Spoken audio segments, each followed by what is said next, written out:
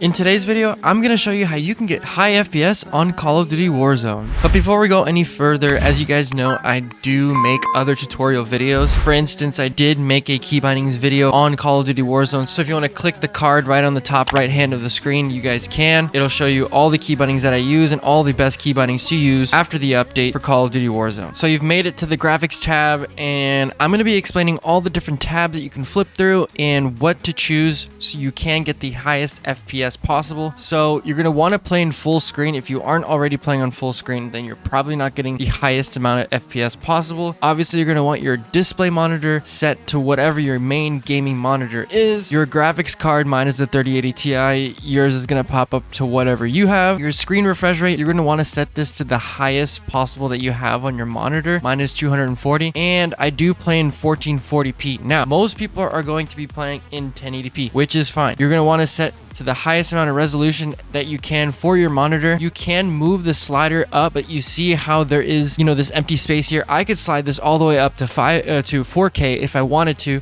but since my monitor is natively at 1440p, this should show up as 100%. If yours is at 1080p, it should show up as 100% as well. Do not play with this, or else this will skew your FPS. If you do want to lower the quality a little bit, your game will be more pixelated. You will have more frames to work with if you so desire. Dynamic resolution, you're not going to want that. Basically what this does is it's going to keep an FPS at a certain number, but it's going to reduce the quality in some areas to keep that or maintain that FPS. So we're not going to want that. It'll look pixelated if you're playing Caldera. Rebirth, if you're looking into the distance, it's going to ruin the quality a little bit, so that way it maintains, for instance, 60 FPS. So we're not going to want that. VSync disabled. Custom frame rate limit. So this is something super specific to what your PC can do.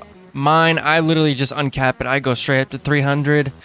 And then on the menu, I do 144 FPS if you can. And then out of focus, I do 240. Now for the brightness, I have it as 50. You can also play with 55. Do not go any lower than 50. I would say it would make the game way too dark. NVIDIA highlights you're going to want disabled.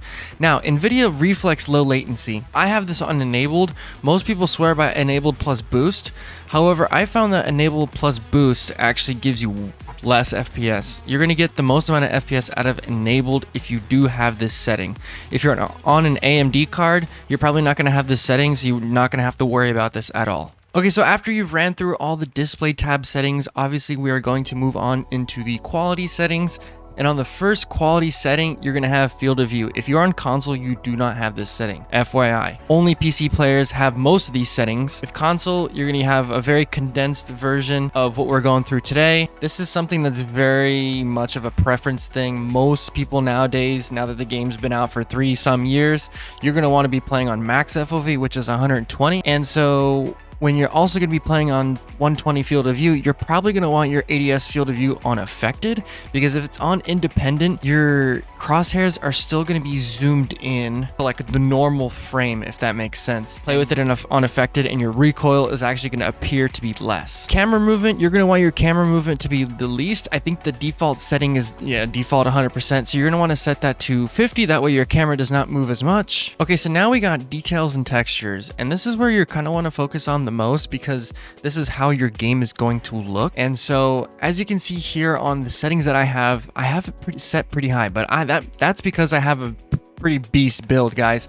I'll put my specs in the description below if you guys do want to see it. Fair warning, it is a beast PC, so that's kind of why I'm playing on 1440p high. If you do want to copy these settings and you are on 1440p, by all means. However, this video is on how you can get the most amount of FPS. So obviously what you could do to still maintain the details and textures, everything being super sharp and still very playable, you're going to want to have the streaming quality on normal and the texture resolution on normal or even medium. And so that's still going to keep everything super sharp. However, when it comes to texture filter anisotropic, you're probably going to want that on, I would say, normal or high. It's just basically how things look at an angle. And then your particle quality, you're probably going to want to set this to low. That way you can get the most amount of FPS. I have this set to high. My game still runs at 220 FPS at 1440p high. However, if you do want to get the most amount of FPS out of your 1080p machine, then you're probably going to want to set most of these to low. Bullets, sprays, and impacts. I don't know why I actually have this on. I'm going to disable this. I think it saves like 5 FPS. It could be wrong. Your tessellation, you're going to want that disabled.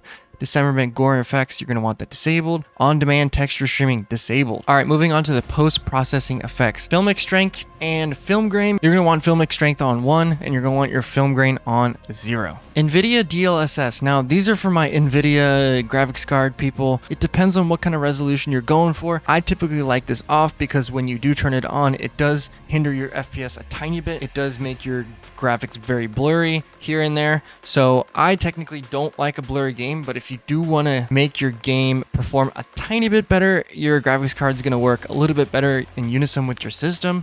You're going to want to play with whatever resolution you're playing on. I would definitely recommend balanced. Balance setting is going to give you a good, best of both worlds when it comes to resolution, quality, and performance. If you do want to make your game look kind of pretty and more cinematic, then you can turn on world motion blur and weapon motion blur. That's just going to make things more cinematic. As you can see, some of you guys are maybe movement demons that you want to, maybe get the TikTok clip or whatever, and it makes everything look super cinematic. Then you're going to want to leave these on. If you guys are just normally playing, I don't think it affects any FPS. It just looks kind of blurry when you're moving around pretty quick. So most people might mistake it as an FPS bug. Anti-aliasing. I have this off. It will make your game look more blurry.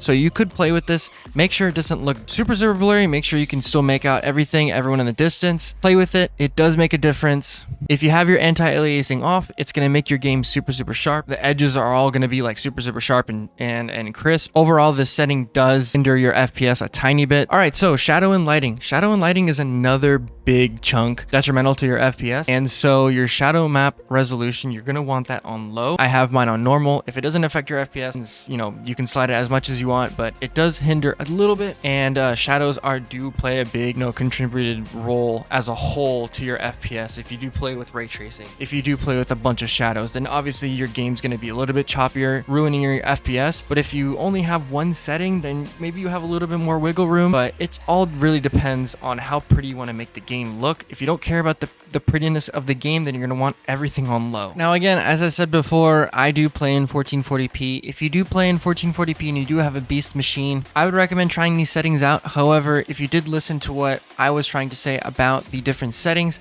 and you did set it for your 1080p gaming experience, then you're going to want to set all of those. That way you can have the most amount of FPS.